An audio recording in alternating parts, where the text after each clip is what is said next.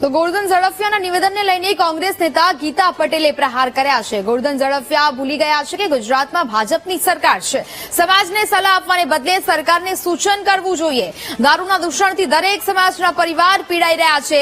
રાજ્યમાં ઠલવાતી દારૂની ટ્રકોને સરકારે અટકાવવી જોઈએ। તે પ્રકારે ભાજપ પર હવે પ્રહાર કરવામાં આવ્યા છે।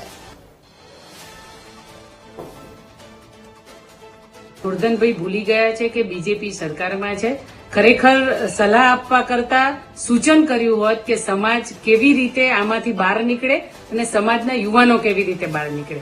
સલાહ આપ્યા કરતા આ સૂચન એમને સરકારમાં કરવું જોઈએ કે દારૂની ટ્રકો ભરીને ગુજરાતમાં કેવી રીતે ઠલવાય છે અને કેવી રીતે પાટીદાર સમાજ એક નહીં દરેક સમાજના યુવાનો આ દૂષણથી એના પરિવારો પીડાઈ રહ્યા છે। તો ગોરધનભાઈએ સલાહ આપવાની બદલીમાં સરકારમાં આ સૂચન કરવાનું હતું કે ખરા અર્થમાં ગુજરાતમાં જ્યારે દારૂબંધી છે ત્યારે આ દારૂ કેવી રીતે આવે છે અને આના માટે ખરેખર ગુજરાત સરકારે પગલાં લેવા જોઈએ। સમાજના નેતાઓને સલાહ આપવાનો ને ભાષણ કરવાના શોખ ઉપડી ગયા છે।